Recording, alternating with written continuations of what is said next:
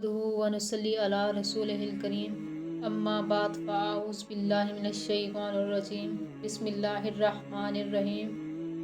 معزز سامعین، آج جو ہمارا بیان کا عنوان ہے وہ ہے حضرت رابعہ بصری کا واقعہ۔ سن 95 ہجری کی بابرکت رات میں بصرہ کے ایک نیک سیرت انسان اسماعیل کے گھر میں بیٹی کی پیدائش ہوئی۔ گھر میں 3 بیٹیاں پہلے سے تھیں اور چوتھی کا نام رابعہ رکھا گیا۔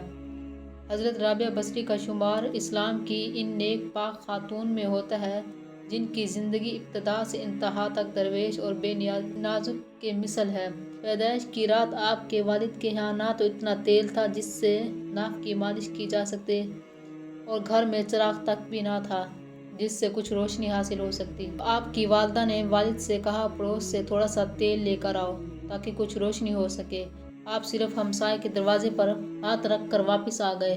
کہا کہ دروازہ نہیں کھلتا کیونکہ آپ یہ عہد کر چکے تھے کہ خدا کے سوا کبھی کسی سے کچھ نہیں مانگوں گا۔ رابعہ بصری نے جب ہوش سنبھالا تو والد کا سایہ ان کے سر سے اٹھ چکا تھا اور قحط سالی کی وجہ سے ان کی تینوں بہنیں ان سے جدا ہو گئی اور ایک ظالم نے پکڑ کر زبردستی آپ کو اپنی کنیز بنا لیا اور کچھ دنوں بعد بہت کم قیمت میں فروخت کر دیا۔ اس شخص نے آپ سے بہت سارا کام کروایا۔ ایک دفعہ ایک ظالم کو دیکھ کر آپ اتنی زور سے نیچے گری کہ ہاتھ ٹوٹ گیا۔ اس وقت آپ نے سر سجود ہو کر اللہ سے دعا کی، یا اللہ، میں بے یار و مددگار پہلے بھی تھی، اب ہاتھ ٹوٹ چکا ہے، اس کے باوجود میں تیری رضا چاہتی ہوں۔ غیب سے آواز آئی، اے رابعہ، غم نہ کرو، تجھے کل وہ مرتبہ حاصل ہوگا کہ فرشتے بھی رقص کریں گے تجھ پر۔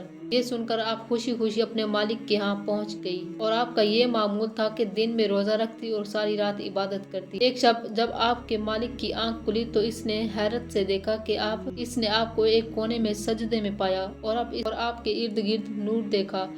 آپ اللہ سے یہ عرض کر رہی تھی کہ اے اللہ، اگر میرے بس میں ہوتا تو میں ہر وقت تیری عبادت کرتی، کیونکہ تو نے مجھے غیر کا محکوم بنا دیا ہے، اس لیے تیری بارگاہ میں دیر سے حاضر ہوتی ہوں۔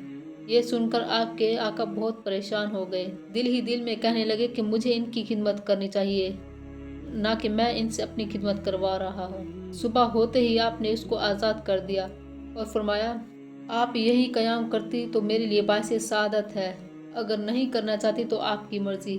یہ سن کر آپ حجرے سے باہر آئی اور ذکر و اذکار میں مشغول ہو گئی۔ آپ شب روز میں 1000 رکعت پڑھتی تھی۔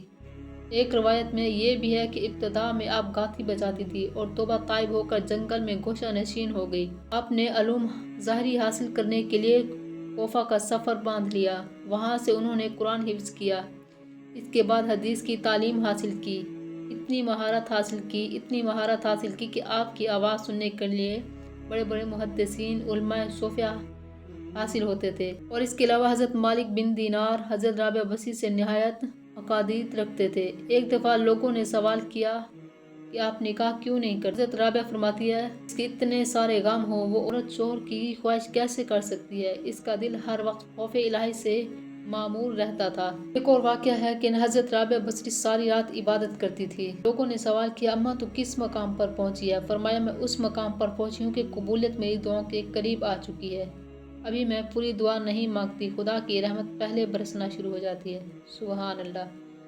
آپ حج کرنے کے لیے گئی، جب حج سے واپس آئی جسے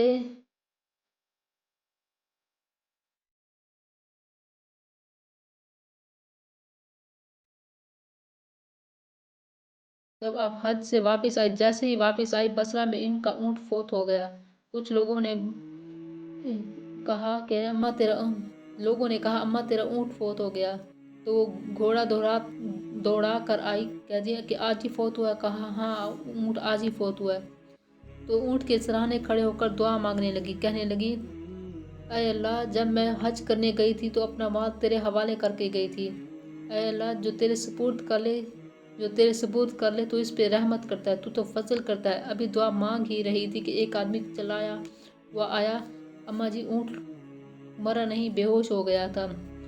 وہ مرا نہیں، وہ زندہ ہے، وہ تو پاؤں ہلا رہا ہے۔ تو جناب رابعہ بصری فرماتی ہیں، جناب رابعہ بصری سجدے میں گر گئی، فرمانے لگی، اونٹ زندہ تھا یا مردہ؟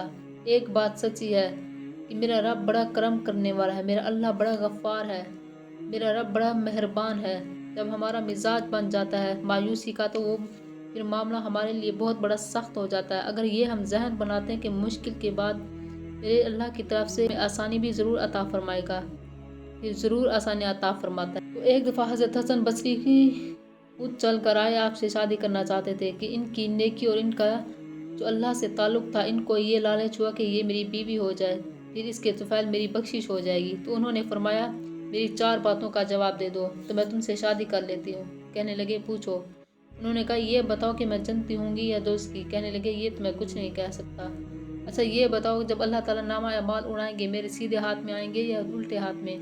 کہا یہ بھی میں کچھ نہیں کہہ سکتا۔ تو حضرت رابعہ بصری کہنے لگے اچھا یہ بتاؤ کہ جب نیکیوں کا پلہ تولا جائے گا تو میرا پلہ بھاری ہوگا یا ہلکا ہوگا؟ تو انہوں نے کہا کہ میں یہ بھی کچھ نہیں بتا سکتا۔ حضرت رابعہ نے آخری سوال یہ پوچھا کہ اچھا یہ بتاؤ کہ لوگ جب پل صراط سے گزریں گے پار ہو جاؤں گی یا جہنم میں گر جاؤں گی؟ تو حضرت حسن بصری کہنے لگے یہ بھی میں کچھ نہیں کہہ سکتا۔ کہا اچھا جاؤ مجھے ان 4 باتوں کی تیاری کرنی ہے۔ تو حضرت رابعہ بصری فرماتی ہے کہ مجھے اللہ سے محبت ہے۔ ان کا عقیدہ یہ بھی تھا کہ وہ واحد لا شریک ہے، اس محبت کا مقصد اللہ کی خوشنودی حاصل کرنا ہے، اس کا دیدار حاصل کرنا ہے۔ آپ ہمیشہ روتی تھی کہ صرف اللہ سے محبت کی ہے۔ جزاک اللہ۔